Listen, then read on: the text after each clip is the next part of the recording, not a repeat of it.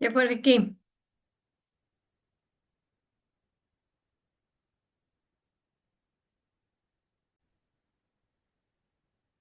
Hola, buenos días, ¿cómo están? Buen día. Gracias por Pablo. acompañarnos esta mañana.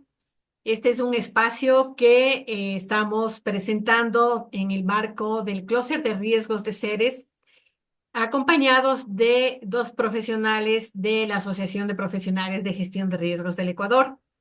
El fenómeno del niño representa uno de los riesgos climáticos más importantes que tenemos frente a Ecuador, con potenciales impactos sobre las personas, la infraestructura, las operaciones y la economía. La mejor forma de enfrentarlo no es reaccionar cuando ya ocurre, sino estar preparados con anticipación. En este webinar conoceremos las principales afectaciones que podrían presentarse, las zonas con mayor nivel de exposición y las medidas preventivas que empresas y organizaciones pueden implementar para reducir riesgos y fortalecer su capacidad de respuesta. La apertura de este webinar estará a cargo de Andrés Arzosa, especialista de sostenibilidad de seres, y estará acompañado por Christopher Velasco y Emilio Benalcázar de la Asociación de Profesionales de Gestión de Riesgos del Ecuador. Antes de darle paso a Andrés, quiero darles un repasito del perfil de cada una de las tres personas. Empecemos con Andrés, especialista en sostenibilidad y coordinador del área de ambiente y desarrollo de seres. Cuenta con formación profesional en economía circular y sostenibilidad, sólidos conocimientos en producción más limpia, ecodiseño y planificación de proyectos de energía renovable, eficiencia energética y mitigación del cambio climático mediante la descarbonización de sistemas económicos. Ha desarrollado proyectos nacionales e internacionales para la obtención de fondos climáticos con varias multilaterales. Es autor de investigaciones publicadas en la Agencia Internacional de Energía Renovable en la aplicación de nuevas tecnologías de generación para mitigar el cambio climático. Adicionalmente, es representante del Club de Economía Circular en el país. Christopher Velasco también nos acompaña, es director de la Escuela Alan Label de la Asociación de Profesionales de Gestión de Riesgos del Ecuador, licenciado en Ecología y Medio Ambiente, ingeniero en Gestión de Riesgos, cuenta con una especialidad en Migración, Derechos Humanos y Desarrollo, además un diploma en Innovación Pública otorgado por la SPOL, una maestría en Estudios Socioambientales por la Facultad Latinoamericana de Ciencias Sociales. Su trayectoria profesional ha estado vinculada a la gestión pública, academia, cooperación internacional. Adicionalmente, como docente e investigador invitado, ha colaborado con varias universidades. Emilio Benalcázar actualmente se desempeña como especialista en ciencias de datos de la Asociación de Profesionales de Gestión de Riesgos. Es economista con experiencia en análisis de datos, investigación y desarrollo de soluciones para la toma de decisiones, especializado en ciencias de datos e inteligencia artificial. Ha gestionado grandes bases de datos, desarrollado modelos analíticos e informes estratégicos. Como oficial de cumplimiento ante la UAFE, lidera procesos de gestión de información, matrices de riesgo, debida diligencia y reportes regulatorios. Además, ha realizado análisis económicos, proyecciones y presentaciones académicas y ejecutivas para diversas instituciones. Se encuentra culminando una maestría en gestión de proyectos y un programa de ciencias de datos e inteligencia artificial. Cuenta con diversas certificaciones en inteligencia artificial, análisis estadístico, procesamiento de información geoespacial, entre otros certificados. Sin más, vamos a iniciar y Andrés, tienes la palabra. Listo, muchísimas gracias, Pauli, y pues bueno, bienvenidos a todos los que nos acompañan en este webinar, importantísimo tema que nos convoca a todos porque el país está inmerso en este riesgo que ya lo hemos vivido y que ha terminado siendo un desastre en años anteriores. Ahora bien, cómo nos vamos a preparar, cuáles son las diferencias, cuáles son las respuestas que también podemos tener frente a esto que lo estamos pasando, está iniciando y hay las perspectivas, ya vamos a ver más adelantito lo que nos cuentan Christopher y Emilio, y hay las perspectivas de que sea de mayor intensidad de este fenómeno del niño. Así que Les voy a compartir mi pantalla para que me comenten si ya se puede ver, por favor. A ver, ahí. Y ya lo estamos viendo.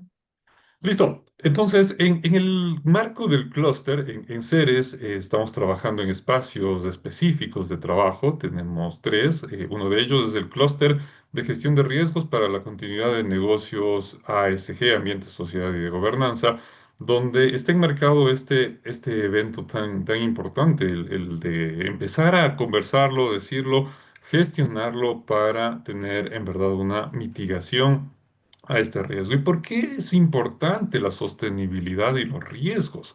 No podemos pensar que una organización empresarial o una sociedad puede ser sostenible si no identifica los riesgos, los gestiona y da una respuesta frente a ellos. La sostenibilidad y el riesgo tienen una relación intrínseca totalmente para garantizar esa continuidad, pensando que la sostenibilidad me garantiza eso, la resiliencia, la continuidad de la sociedad por sí misma y del negocio. Ahora, el fenómeno del niño termina siendo uno de varios riesgos que tenemos, uno que ya es inminente, ¿no es cierto? Todos, absolutamente toda la información hasta el momento nos dicen que esto, que es una probabilidad de ocurrencia muy alta, que es inminente, que se lo tendrá entre septiembre, noviembre, fortalecido en esos meses de este año. Podemos ver ahí las noticias, ¿no es cierto? He extraído algunas muy actuales de esta semana donde nos dicen que sabíamos que el fenómeno del niño sería intenso, pero podría terminar siendo incluso más de lo que se estaría considerando. Que el fenómeno del niño, según la ONU, afirma que será un episodio fuerte, que advierte que será necesario prepararse. Y la pregunta del caso, ¿qué estamos haciendo nosotros? Porque esto afectará a encadenamientos, afectará a producciones primarias, a movilidad, afectará a mucho de lo que es parte de la sociedad y también parte de la empresa, de la sociedad empresarial como tal, de esos encadenamientos. Entonces, vemos que esto ya se forma una alerta sobre el niño porque es un fenómeno climático, natural, ya lo dijo Pauli también, que se elevan las temperaturas del océano, esa es la causa donde estaríamos viendo que se origina y que nos da esa alerta necesaria, se está monitorizando las temperaturas del mar, en el Ecuador sí se están elevando esas temperaturas, falta que exista esa complementariedad con la conexión de la atmósfera para que empiece estos patrones del fenómeno del niño, de mucha lluvia en la parte más costera, pero también sequías en las partes andinas. Entonces tenemos un desafío ahí que también va a tener una implicancia en la generación de electricidad, porque claro, toda la cuenca del Amazonas tendrá menos pluviosidad y eso hace que como país, como sociedad, como empresa, debamos ver de qué manera podemos contribuir tanto para la resiliencia como para dar una respuesta temprana a a todos los problemas y riesgos que podemos estar ocasionados por el fenómeno del niño. Ahora bien, el fenómeno del niño, al ser un riesgo climático, ¿no es cierto?, tiene una influencia y una interconexión con otros impactos que se dan a consecuencia de la ocurrencia de este. Entonces, no es que solo ocurre como un riesgo climático, sino más bien que este riesgo climático tiene una relación sistémica, el riesgo funciona de esa manera, donde va a haber, ¿no es cierto?, impactos económicos, existirá impactos en los recursos naturales, disponibilidad de los recursos, disponibilidad de la producción, y ahí estamos viendo que los riesgos se transforman ya para mi encadenamiento productivo en otros, en riesgos productivos, en riesgos de logística, y podemos ver esta relación sistémica entre muchos más, hasta con la parte social, ¿no es cierto? Se profundizan diferencias sociales y demás. Entonces, es importante el que se lo pueda ver desde esa perspectiva. Y los riesgos impactan en mi economía, impactan en mi desempeño financiero de la organización a través de esos canales de transmisión. Rentabilidades reducidas, valores de inmobiliario reducidos si están en áreas donde existirá riesgo alto de deslaves, de inundaciones, menos riqueza en los hogares, rendimientos activos reducidos.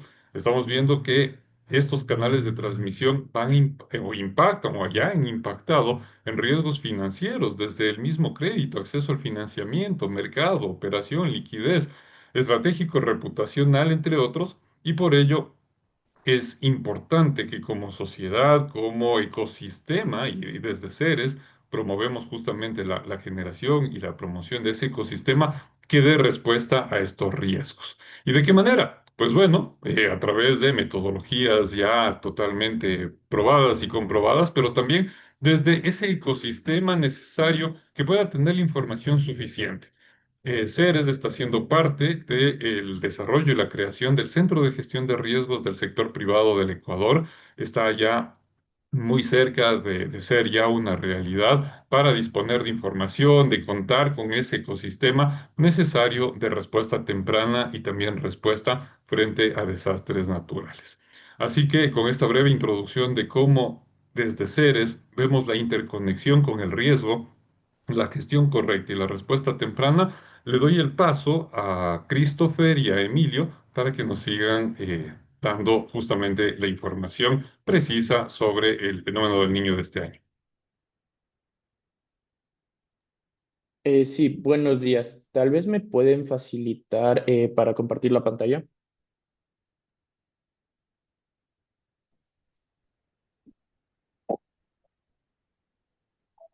Bien, solo como una rápida introducción hasta que Emilio nos pueda dar un pantallazo un poco de lo que pueda ser la potencial ocurrencia del fenómeno del niño. Explicar que la asociación en estos 10 años ya de vida institucional viene trabajando bajo una premisa, que es pensar no tanto en el manejo de las emergencias y los desastres, sino más bien ver los procesos de sostenibilidad del desarrollo, fijarnos en estos mecanismos del cambio climático y la gestión de riesgos como grandes pilares para sostener los modelos de desarrollo y entender que el riesgo es una construcción social, que lo que pasa, digamos, en la materialización de los fenómenos naturales no tiene que ver solamente con la naturaleza o un castigo divino, sino tiene que ver con lo que hacemos o dejamos de hacer. Nuestro enfoque, digamos, no es tanto el enfoque reactivo hacia la atención a las emergencias, sino más bien un enfoque más correctivo y prospectivo que nos permita, digamos, tomar sistemas anticipatorios de toma de decisiones, establecer, digamos, algunas acciones de prevención, de mitigación que son necesarias, pensando en lo que muy bien ya ha mencionado Andrés, digamos, esta lógica de vincular al riesgo no solamente hacia la cuestión del riesgo de desastre, sino hacia el riesgo climático, hacia la cuestión de los supuestos de la planificación, el riesgo financiero, para poder desde esa complejidad poder dar respuestas mucho más integrales a problemáticas que actualmente tenemos eh, presentes, digamos, no solamente en el país, sino en la región y en el mundo. Entonces, con esta primera introducción, les dejo con mi colega Emilio Benalcázar y luego haremos un par de cuestiones para poder abrir el espacio de discusión y debate en esta gran iniciativa que felicito a Ceres, digamos, y que a todos los participantes que se encuentran aquí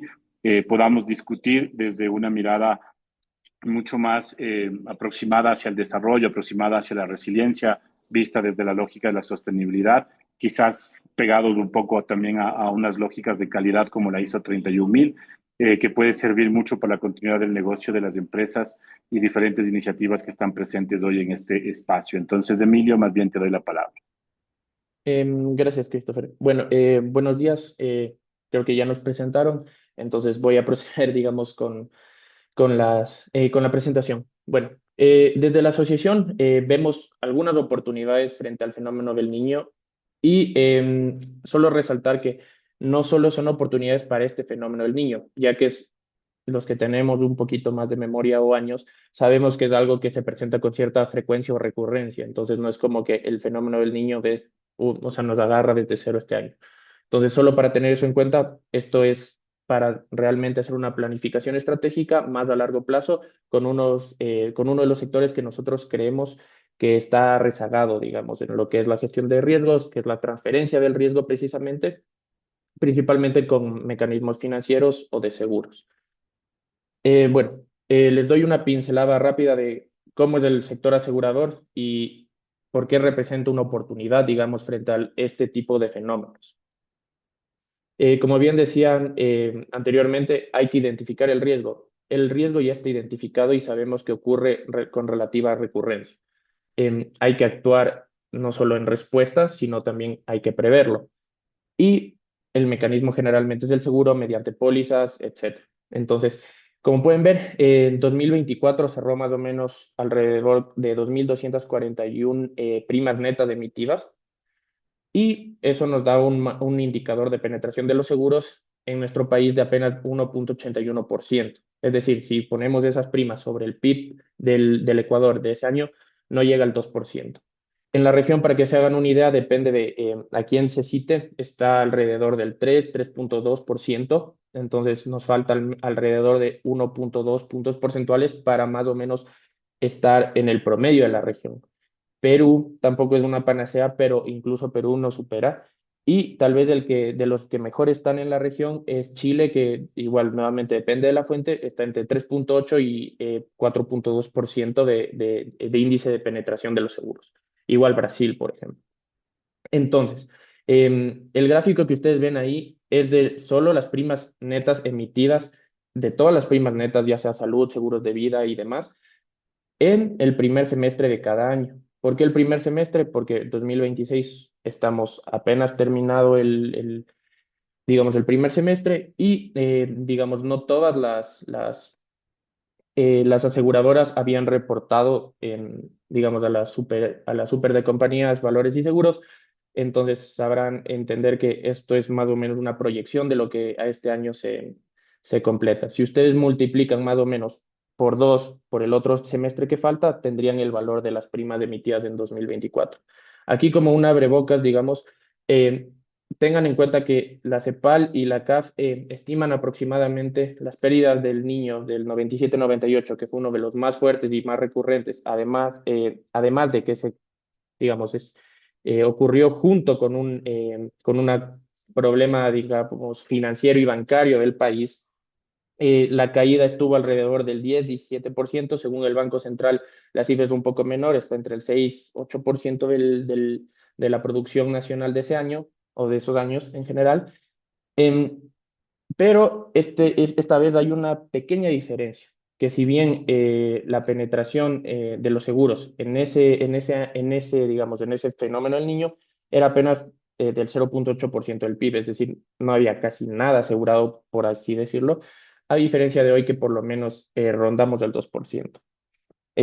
Aún así, hay una oportunidad, como les decimos, hay una brecha evidente, ya que, digamos, el niño potencial de este año, la propia CAF y la propia CEPAL, dependiendo de la estimación, rondaría entre los 3.000 y 4.000 millones. Aquí igual no es por ser alarmista, más bien esos datos cojámoslos con pinzas.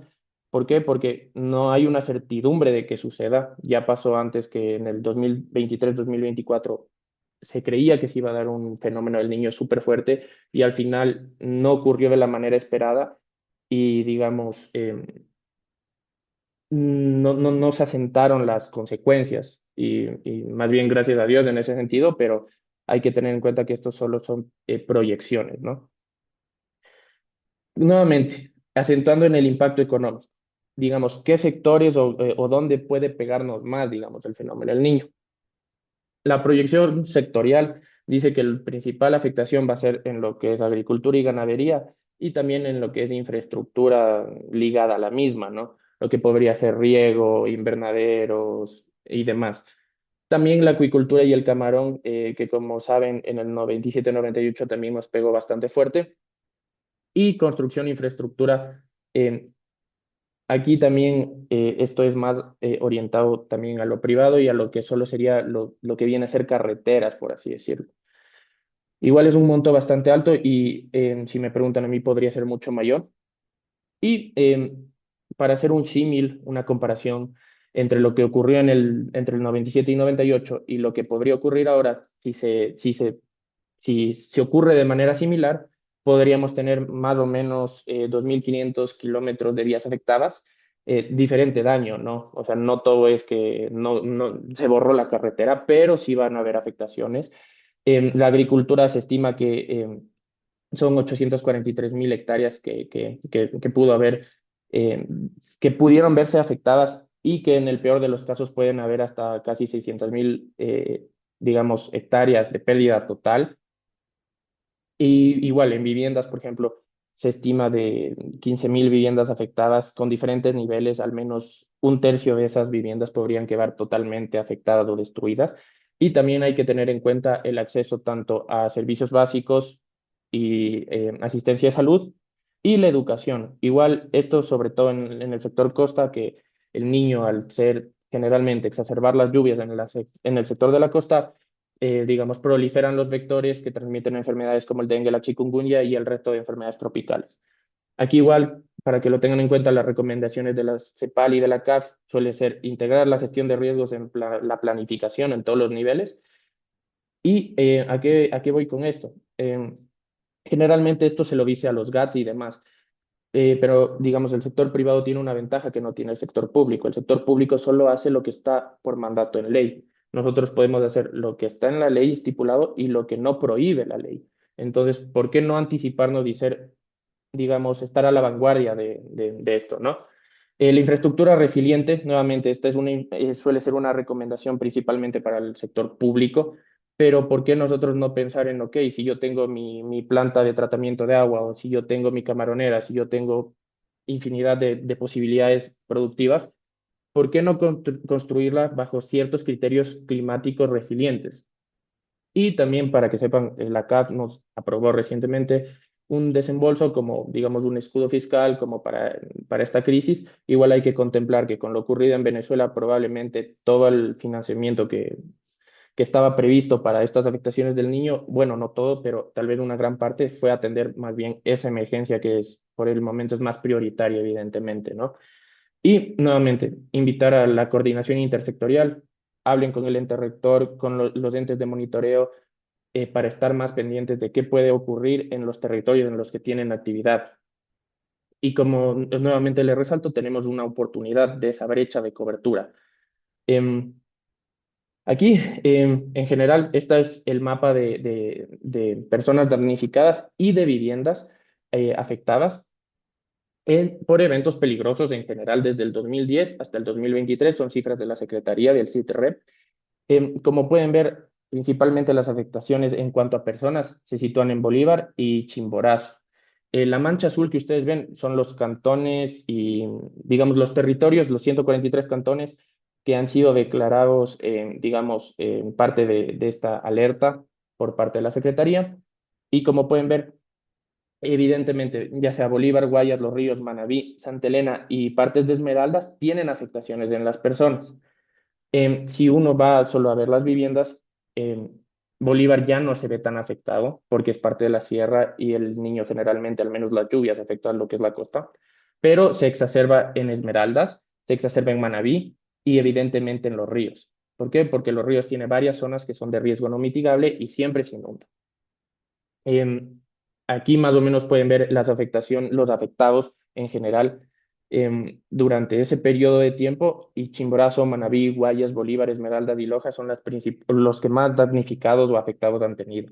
Aquí nuevamente yo o sea, siempre lo digo así como con pinzas, los ríos siempre se inunda, pero tal vez no tiene tanta población como estas otras provincias, o no ha tenido tantos eventos como estas provincias, entonces hay que tener en cuenta eso. Ahora bien, si bien el niño suele traer lluvias al litoral ecuatoriano, no es homogéneo los efectos que tiene alrededor del territorio nacional. A eso me refiero con la heterogeneidad. Como pueden ver a la izquierda, estos gráficos son de Bolívar Erazo, es un ingeniero ambiental, es un doctor, de hecho. Tiene los eventos del niño por el trimestre más lluvioso, en una escala entre los 0 metros y los 1090 metros, digamos. Entonces, por ejemplo, ustedes pueden ver que mientras más lluvias hubo, mientras más morado está o azul oscuro, es justamente en el fenómeno del niño del 97 y del 98, en los meses de febrero, marzo, abril, está por trimestre, y principalmente, como les digo, afectó a la costa. Pero ustedes pueden ver que precisamente la sierra y, digamos, lo que es nuestra Amazonía no sufren estas afectaciones por lluvia. Y esto nos lleva al otro mapa, ¿verdad? Este otro mapa tiene lo que es déficit o exceso hídrico en este sentido, en especial de precipitaciones.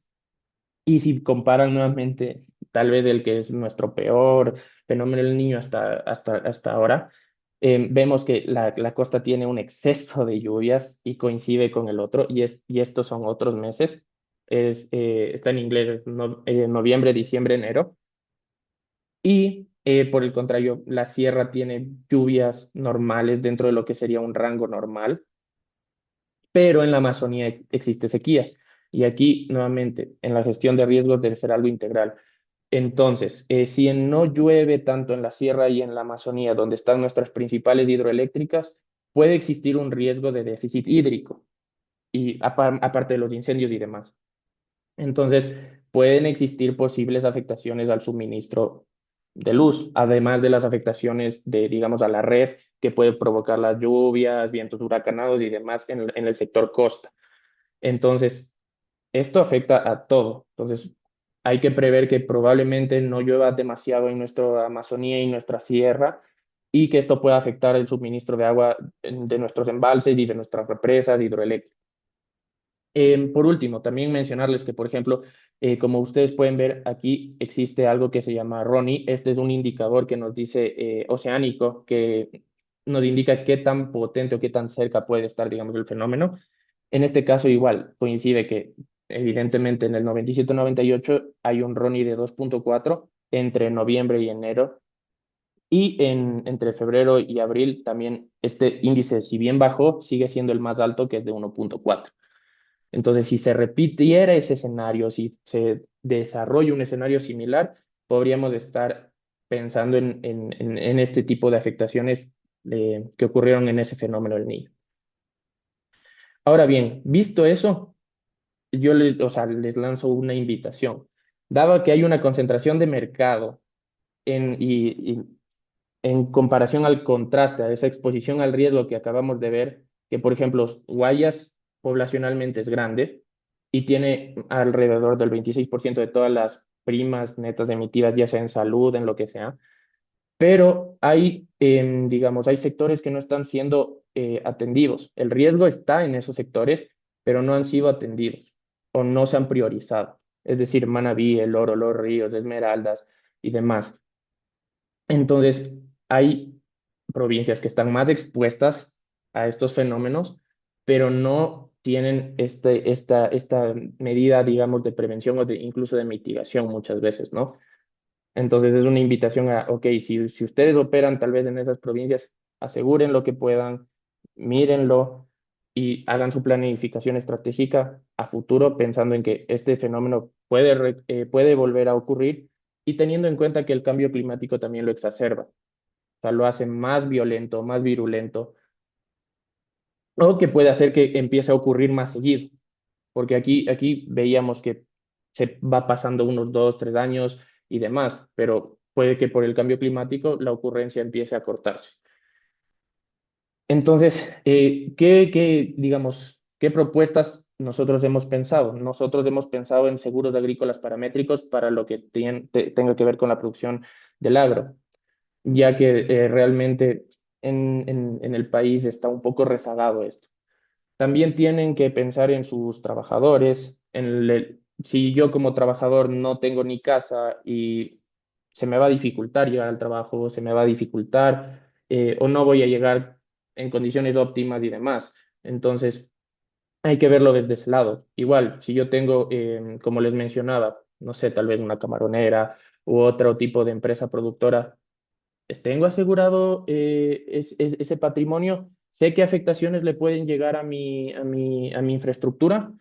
Lo mismo con el estado de las vías. Si yo soy alguien de transporte o necesariamente soy alguien, digamos, del sector agroexportador, necesito mover y transportar mi carga. ¿Cómo van a estar las vías? Tengo asegurada la producción, o sea, la carga, tengo asegurada los vehículos y demás. Y nuevamente, esto también para empleados puede, digamos, las lluvias pueden hacer que, no sé, en este momento me invento, el piso esté más mojado, la accidentabilidad puede subir. Tengo seguros de vida o de accidentes para mis trabajadores que trabajen en determinadas circunstancias que pueden ser una exposición. Entonces, es invitarles a pensar en eso. Por último, recordemos que hay seguros obligatorios por la ley. y de hecho también nos exigen administración integral del riesgo. Entonces, adelantémonos a esto y busquemos alianzas estratégicas o vínculos con aseguradoras o con gente que maneje este tipo de riesgos para tener un plan de contingencia para estos casos, ¿no? Y también ahí mencionarles, el Estado tiene por obligación, en teoría, garantizar ciertos derechos y acceso a bienes esenciales y a servicios básicos. Si el Estado no asegura eso, ¿cómo yo como empresa o como persona voy a obtener, digamos, como ya les mencionaba, la luz, el agua u otros servicios? Entonces, tengo que contemplar eso también dentro de mi planificación o dentro de mi plan de contingencia, ¿no? Por último, los próximos pasos. Desde la asociación hemos estado trabajando en un diagnóstico conjunto, como ya les mostramos, del cruce del CITREP y queremos y estamos cruzándolo con las primas por las superintendencias. Vemos que hay brechas, digamos, que se asientan en determinados cantones o provincias en específico y también nos encontramos realizando, digamos, un levantamiento de una percepción social del riesgo mediante conocimientos, actitudes y prácticas, que esto también nos va a servir para ver, digamos, qué tan preparados podemos estar. También hay diseños de productos, como ya les mencionábamos, y hay que buscar estas alianzas público-privadas con los entes que monitorean o con los entes que aseguran. Y por último, hay que estar pendiente de lo que nos diga, digamos, el INOCAR, el INAMI, y prestar atención, por ejemplo, a los indicadores que pueden ser de penetración o de eficiencia que podemos tener. Gracias, Emilio. Quizás como unos elementos centrales para poder cerrar como la presentación, hay un intento de, insisto en esto, digamos, no trabajamos sobre la lógica de la respuesta o el manejo de la emergencia, nos intentamos articular más hacia la lógica de la reducción del riesgo, hacia el análisis del riesgo, la transferencia del riesgo. En este caso, digamos, de lo que los seres un poco hemos conversado, era ponerles un elemento general sobre lo que significa la transferencia del riesgo y el gran desafío que tenemos como país de poder mejorar estos mecanismos de seguros paramétricos, de poder ver un poco la trazabilidad de las cadenas productivas para entender cuál es el eslabón que puede ser afectado en cada cadena productiva y sobre esto comprender, digamos, cuáles pueden ser las medidas que podemos tomar en cada uno de los espacios en los que nos desarrollamos. Es vital hacer un ejercicio de ver cómo la continuidad del negocio puede ser posible. Tuvimos una pandemia en el COVID-19 y la gran disyuntiva era, ¿producimos o paramos la producción y nos cuidamos? Entonces habría que ver cómo seguimos produciendo, manteniendo algunas normas de cuidado, de protección, y eso es un poco el mensaje que tenemos ahora. Esto no está orientado, digamos, para consultores, para la lógica de hacer política pública, sino más bien está sentado para entender desde el sector privado qué iniciativas podemos hacer, desde algunas lógicas de responsabilidad social, desde la lógica también de la cuestión de calidad, desde el tema de operaciones, que nos permitan poder comprender cómo hacer algunas acciones que estén encaminadas a reducir las pérdidas y daños que se puedan producir por la potencial ocurrencia del fenómeno del niño. Recupero otro elemento, además, que Emilio nos ha puesto en la mesa, es de un gran análisis, creo que de los mejores personas que manejan el sistema hidrometeorológico en el país y de monitoreo del país, como es Bolívar Erazo. Lo que Bolívar nos dice con claridad es los niños no tienen una misma huella, digamos, o sea, no actúan de la misma forma, o sea, no es que solo el litoral se va a inundar porque está bajo la cota 1500, no funciona tanto así, hay una diferenciación en cada ocurrencia de cada niño, en cada año que se presenta, y esto es a lo mejor una de las probabilidades que tenemos para este año, es que sí puede tener una concentración de lluvias en una zona del litoral y puede generar anegamientos, inundaciones, pero también tenemos fenómenos de remoción en masa por sobre la cota de 1500 y también tenemos un déficit hídrico importante, digamos, en Amazonía y sequía que podría producir también incendios forestales con gran fuerza, digamos, sobre los 3200 o la lógica, por ejemplo, pensar Pichincha, Cotopaxi, Imbabura, que tenemos grandes cicatrices de quema de incendios forestales. Y todo esto para pensar cómo un gran avance que hemos tenido en estos 2 años, que es básicamente en la lógica de exportaciones no petroleras en cadenas productivas importantes como flores, café, cacao, la lógica de camarones, etcétera, no entran en tensión porque la ocurrencia del fenómeno y la materialización de ese fenómeno lo que hace es una regresión sobre estos avances y lo que puede provocar, digamos, es claramente una afectación sobre el modelo de desarrollo, pero sobre todo sobre las finanzas, sobre la macroeconomía, digamos, en la cual tanto creo que se ha fijado un poco este año o estos años, digamos, del gobierno nacional. Por el otro lado, esto no es volvernos creativos y sacar otra información por fuera de las instituciones y organismos que son los responsables, como por ejemplo el INOCAR del tema oceanográfico, el INAMI del tema hidrometeorológico, del ERFEN, que es este gran centro que nos va a decir si es que realmente pasamos la etapa de observación y ya tenemos la materialización de un niño y que sabemos cuál es su intensidad, si va a ser leve, moderada o va a ser, digamos, una lógica de afectación mucho más grande. Entonces, esto dejando como elemento al niño, pero el tercer gran reflexión que les dejo es, con niño o sin niño, el país está teniendo afectaciones importantes por fenómenos naturales cada vez mucho más complejos. Hasta ahora, a la fecha, digamos, desde enero hasta lo que va del año, tenemos 33 muertos. Tenemos más de 200.000 personas damnificadas, más de 21.000 personas damnificadas, las afectadas 200.000, perdón, damnificadas 21.000. Tenemos más de 80 kilómetros de carreteras dañadas, más de 37 puentes destruidos. Tenemos más o menos 346 centros educativos que están siendo afectados y podría seguir hablando de algunas cifras que dan cuenta de que los eventos de origen natural van generando mayores niveles de afectación, no por el fenómeno natural en sí mismo, sino por cómo ocupamos los espacios, cómo construimos, digamos, los elementos esenciales, cómo construimos los asentamientos humanos. Y hoy mismo, además, permítame solidarizarme con los familiares de las personas víctimas de lo que ha pasado en Zamora, digamos, de las personas que están todavía desaparecidas, de las más de 250 familias afectadas, de un asentamiento humano que a lo mejor nunca debería haber estado ahí, porque es el hecho mayor del río o el hecho menor del río. Pero el problema no está solamente en lo que hoy ha pasado en Zamora, el problema es que no estamos analizando los accidentes geográficos, la cuenca, la microcuenca, porque Yansasa, el Pangui, tiene características más o menos iguales que si tuviéramos un desbordamiento del río Zamora, igual tuviéramos afectaciones igual o más importantes. Entonces, lo que quiero decir con esto es que si seguimos en el círculo vicioso de la respuesta sobre la cuestión de la atención a las emergencias, producto de fenómenos naturales, estamos dejando de lado, como ustedes han visto en los porcentajes, no llegamos a tener un aseguramiento ni del medio, digamos, del promedio general de lo que tiene la región, y esto implica también pensar la política pública, pensar las oportunidades que podemos tener desde la lógica de las aseguradoras, pensar las oportunidades que tenemos quienes en los negocios ya tienen algunas primas de aseguramiento en alguna línea. Entonces tendremos que comenzar a pensar cómo buscamos hacer transferencia del riesgo en ese mecanismo. Entonces, un poco esta ha sido la reflexión que tenemos para el día de hoy. Invitarles a decir que la lógica de la articulación, que el trabajar iniciativas que no sigan haciendo. Le veo aquí a que está Fabio, digamos que había muchos años trabajando en los temas también de preparativos, en el tema de riesgos, conoce bastante bien cómo la cooperación ha venido involucrando desde la Unión Europea con los famosos DIPECOS, haciendo cosas desde los 90, el diseño internacional de los desastres hasta la actualidad. Si seguimos repitiendo la misma receta para poder buscar ver preparativos hacia la respuesta, la lógica que estamos teniendo es que cada vez son más afectaciones, los aumentamos más, los solidarizamos más, sí, pero seguimos truncando nuestro modelo de desarrollo y seguimos vulnerando los derechos que tenemos todos y todas y las corresponsabilidades que tenemos todos y todas de las actorías que cada uno tiene, ¿no? Nosotros de la sociedad civil, la academia, ustedes del sector privado, las organizaciones no gubernamentales y los gobiernos locales que puedan estar presentes. Entonces, eso es un poco, Andrés, eso es un poco, Paulina, contarles gracias, Emilio, y alguna duda, alguna pregunta, esto es para poderles responder. Todo en silencio, Pauli.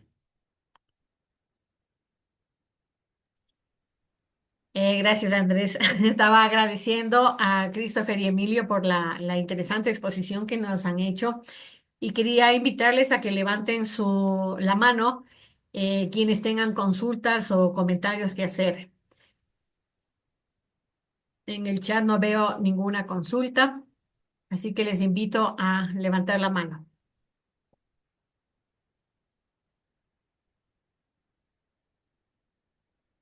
Sí, tenemos una consulta de Aquí. Ricardo. Ricardo, adelante, por favor.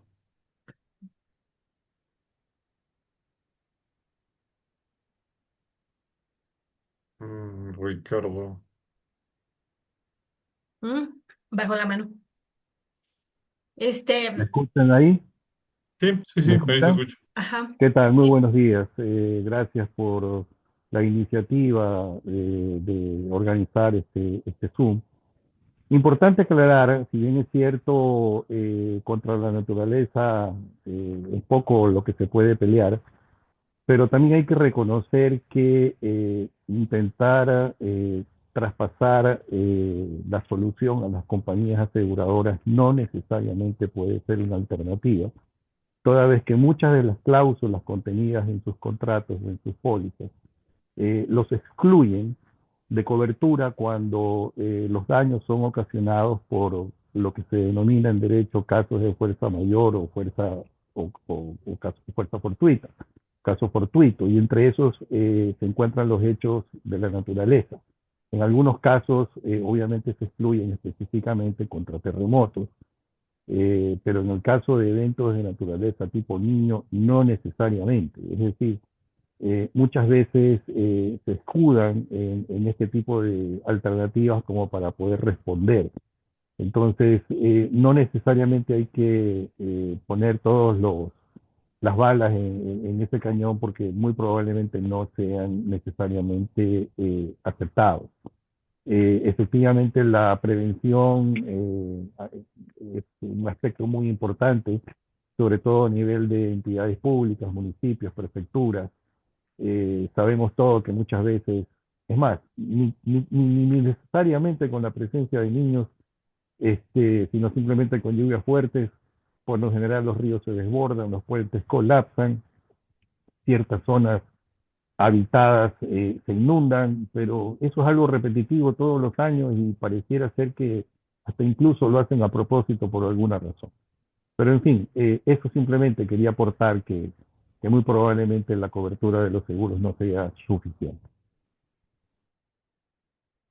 Quizás, gracias Ricardo, digamos, además en tu experticia como abogado especialista en el derecho, sabes que hay algunas cosas que sí, evidentemente en el contrato que se puede hacer sobre el aseguramiento, no, pero estamos intentando transitar hacia una lógica de seguros paramétricos en los dos principios constitucionales, que son subsidiarios y descentralizados. Entonces, te cuento un poco lo que ya veníamos avanzando con Puerto Viejo sobre la lógica de post-terremoto para poder asegurar un aseguramiento masivo de las cuestiones principalmente de viviendas, estoy hablando, atados a una lógica del predial. Entonces, los mecanismos, digamos, de aseguramiento voluntario, como tú lo has marcado, también tienen unas cláusulas de las letras chiquitas que te dicen a excepción de ta, ta, ta, ta, ta. Entonces, esto también lo estamos analizando con la Federación de Seguros para poder ver un poco cómo podríamos trabajar también, no solamente desde el nicho de negocio de las reguladoras, sino también desde esa corresponsabilidad que podríamos marcar. Y claramente un gran desafío es la política pública, ¿no? Y hay también, aquí hay una lógica que hay que trabajar con la Asamblea, que creo que es una de las cosas que más hemos intentado ahora, es de ver un poco cómo normar este tema de los seguros. Pero sí, la intención está dada también en lo que dice la Ley Orgánica de Gestión Integral del Riesgo de Desastres, sobre la lógica de la transferencia de riesgo, pero también sobre la conformación del Fondo de Responsabilidad Social Empresarial, que es hasta el 2% de las utilidades netas de la cuestión de las empresas, digamos, en sí mismo, que se está reglamentando ahora mismo por la Secretaría de Riesgos y por el Ministerio de Finanzas, hacia una iniciativa que tenía la Cámara de Industrias de Cotopaxi, por ejemplo, de poder tener una combinación sobre el aseguramiento ante la potencial ocurrencia de la erupción del volcán Cotopaxi. Entonces, hay algunas experiencias en Colombia, que además lo vengo siguiendo muy de cerca, y otras, digamos, en Chile, que nos parece potente también poderlas poner en elemento. Un poco, quizás viste la orientación hacia los seguros, porque la habíamos intentado con Ceres, habíamos conversado, digamos, de poder ver algo que no sea solamente vinculado hacia la respuesta, sino más bien hacia estas otras iniciativas que pueden ser un mecanismo que se las puede tomar en consideración bajo los lineamientos que tú muy bien los has explicado, ¿no?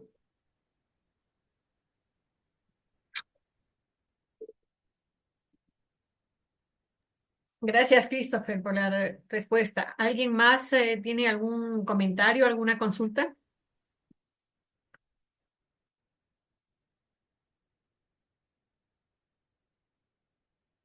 ¿No?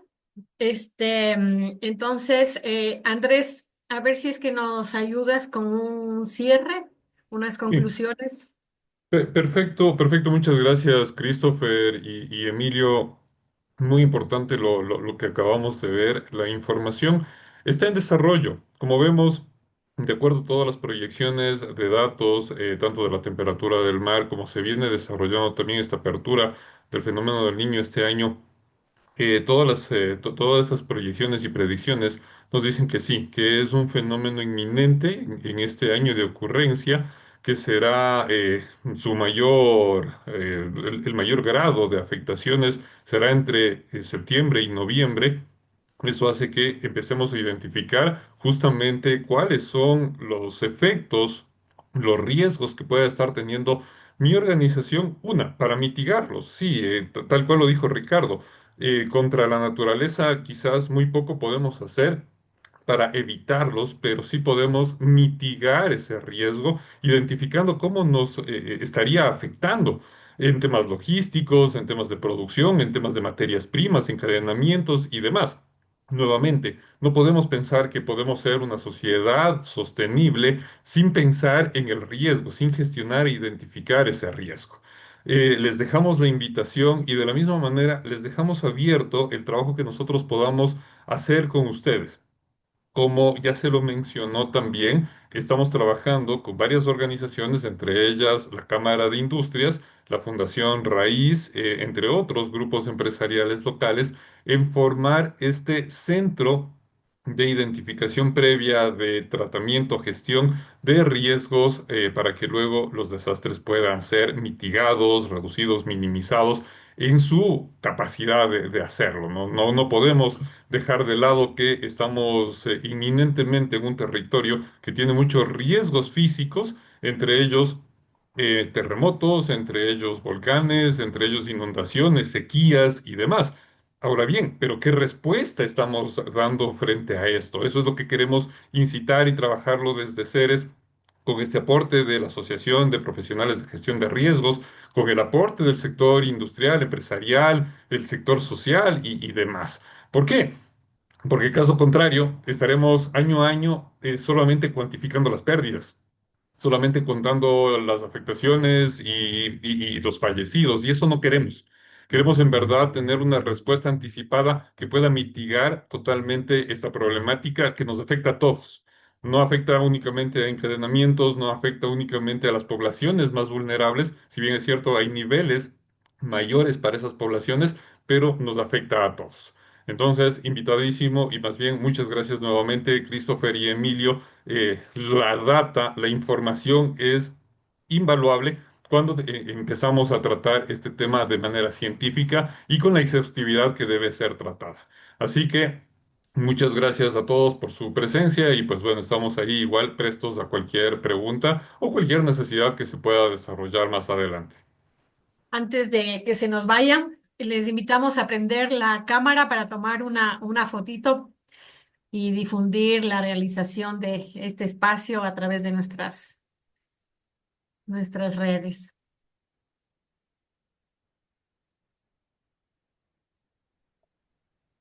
Carol, si puedes prender la camarita, Ricardo.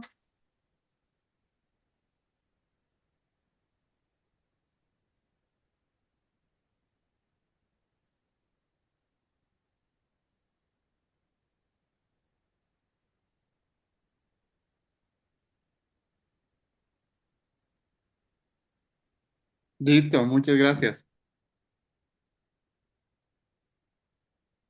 Agradecerles nuevamente habernos acompañado. Que tengan un lindo jueves.